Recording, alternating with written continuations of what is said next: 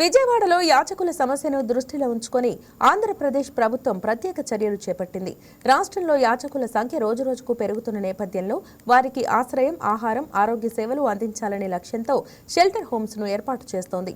వీటి ద్వారా యాచకులను వీధుల నుంచి తరలించి వారికి గౌరవప్రదమైన జీవితం కల్పించడమే కాకుండా పునరావాసం, నైపుణ్య అభివృద్ధి ద్వారా ఉపాధి అవకాశాలు కల్పించాలనే ఉద్దేశంతో ఈ కార్యక్రమం అమలవుతోంది. ప్రభుత్వం తీసుకున్న ఈ చర్యతో నగరంలో శుభ్రత పెరగడంతో పాటు యాచకుల జీవితాల్లో మార్పు తీసుకురావాలని అధికారులు ఆశిస్తున్నారు. షెల్టర్ హోమ్ ఉద్యోగులతో మా correspondent Bindu face to face.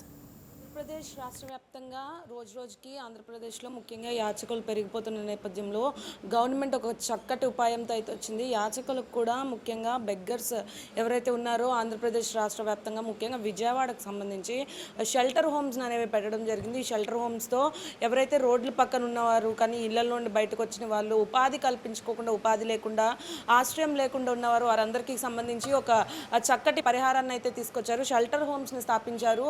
ఉద్యోగులతో కూడా ఈ షెల్టర్ హోమ్స్ నడుస్తుంది. వారికి సరైన సదుపాయాలు కూడా కల్పిస్తున్నట్టు మనకు తెలిసింది. మనతో పాటు అనిల్ గారు ఉన్నారు, వారిని అడిగి తెలుసుకుందాం. సార్, షెల్టర్ హోమ్స్ స్థాపించారు, అసలు ఏంటి కాన్సెప్ట్ ఏంటి? Central government ministry of social justice and empowerment వారు భారతదేశం మొత్తం మీద కూడా భిక్షా వ్యక్తి ఒక మూమెంట్ని స్టార్ట్ చేశారండి, స్కీమ్ని. అందులో భాగంగానే స్మైల్ అన్నమాట. సో అది పైలట్ ప్రాజెక్ట్ కింద విజయవాడకి ఇవ్వడం జరిగింది, టెంపుల్ సిటీ కింద.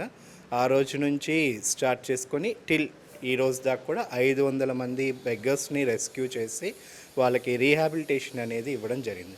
ఫుడ్, అకామిడేషన్, క్లాతింగ్, మెడికల్, తర్వాత వాళ్ళకి రీప్లేస్మెంట్. ఒకవేళ వాళ్ళ ఫ్యామిలీస్ ఉండి వాళ్ళు ఓకే అయితే వాళ్ళని పిలిపించి రీయూనియన్ చేయడం జరుగుతుంది. లేని పక్షంలో వాళ్ళకి ఏదైనా ఒక ఉపాధిని కల్పించి స్కిల్ డెవలప్మెంటల్ కోర్సులు ఇప్పించి వాళ్ళకి ఏదైనా ఒక ఉపాధిని కల్పించి పంపించడం జరుగుతుంది.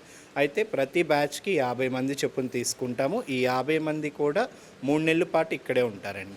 ఫస్ట్ నెల వచ్చేసరికి కంప్లీట్గా కౌన్సిలింగ్, వాళ్ళకి ఒక నమ్మకాన్ని ఏర్పాటు చేస్తాము.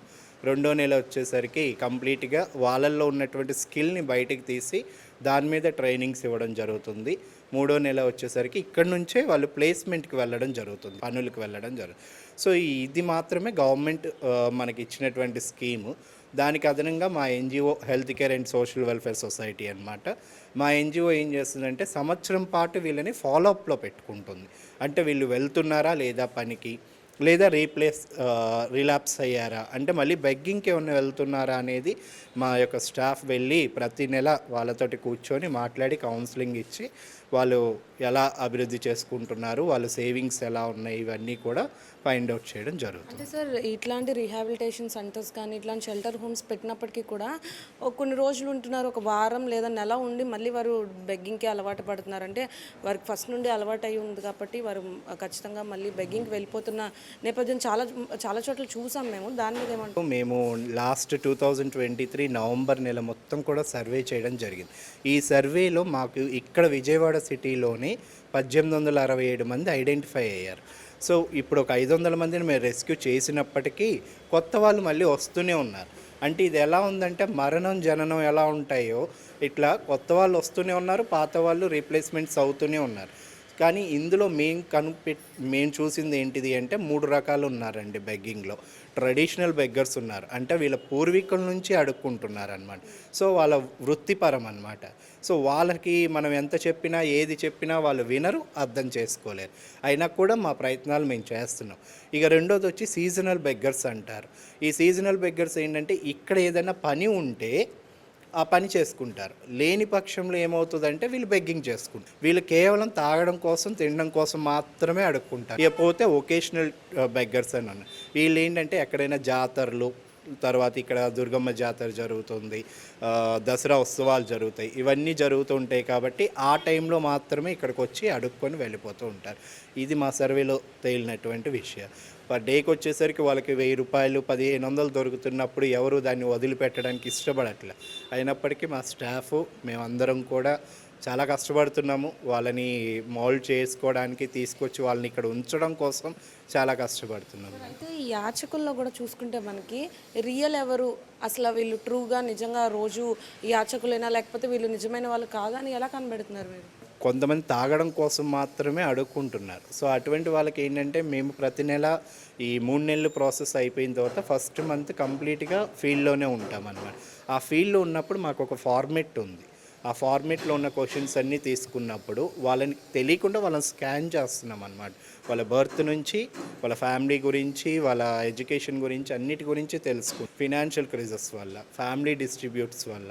అంతేగాని ఇక్కడ ఫ్రాడ్గా అడుక్కొని చేసేవాళ్ళు చాలా తక్కువ మేడం. వీళ్ళకి ఎటువంటి సదుపాయాలు కల్పిస్తున్నారు అంటే బెడ్స్ కానీ అక్కడ సీసీ కెమెరా కూడా మేము చూసాం. ఇక్కడ మేము కంప్లీట్గా మంచి హైజీన్ ఫుడ్ ప్రొవైడ్ చేస్తున్నాం మేడం వాళ్ళకి, విత్ న్యూట్రిషన్ ఫుడ్. తర్వాత వాళ్ళకి అకామిడేషన్ ఉంటుంది ఎటువంటి లోపం లేకుండా. అంతేకాకుండా వీళ్ళు ఆల్రెడీ డ్రగ్స్కి ఎడిక్ట్ అయి ఉన్నారు కాబట్టి వాళ్ళకి కౌన్సిలింగ్ కూడా ఇప్పిస్తున్నాం అన్నమాట. దాని మీద కూడా వాళ్ళకి డి అడిక్షన్ సెంటర్స్కి పంపించి దాని మీద కౌన్సిలింగ్, మెడిసిన్ అది ఇప్పించడం జరుగుతుంది. కొంతమంది హైలీ ఎడ్యుకేటెడ్ ఉన్నారు వీళ్ళల్లో. కొన్ని ఫ్యామిలీ డిస్ప్యూట్స్ వల్ల ఊర్లో వదిలేసి వచ్చి ఏం పని చేసుకోవాలో తెలియక అడుక్కుంటున్నటువంటి వాళ్ళని కూర్చోబెట్టి తరోగా కౌన్సిలింగ్ ఇచ్చి వాళ్ళలో ఉన్న స్కిల్ని బయటకు తీసి దానిని అనుగుణంగా వాళ్ళకి జాబ్స్ ఇప్పించడం జరుగుతుంది. ఫర్ ఇప్పటిదాకా ఒక 3 సాఫ్ట్వేర్లో కూడా జాబ్స్ ఉన్నాయి, బెంగళూరులో చేసుకుంటున్నారు. 40,000 రూపీస్ శాలరీ తీసుకుంటున్నారు.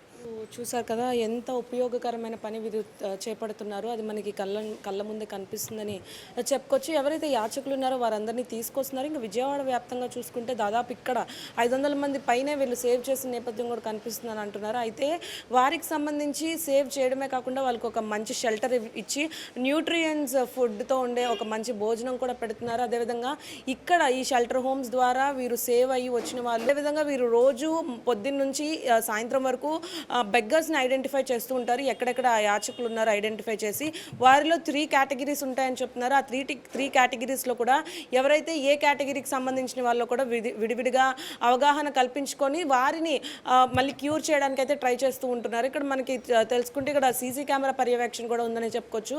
ఆ సీసీ కెమెరాస్ ద్వారా కూడా వారిని నిత్యం మానిటర్ చేస్తున్నారు. వారు బయటికి వెళ్ళిన తర్వాత కూడా వారి యొక్క యాక్షన్ ప్లాన్ కానీ వారి యొక్క జీవితం, రోజువారీ జీవితం ఎలా కొనసాగుతుంది, మళ్ళీ వారు బెగ్గింగ్కి వెళ్తున్నారా లేదా అన్న దానిపైన కూడా మానిటరింగ్ చేస్తున్నారని చెప్పుకోవచ్చు. ఇది ఇక్కడ పరిస్థితి. వీడియో జర్నలిస్ట్ మౌలితో బిందు, వైకే న్యూస్, విజయవాడ.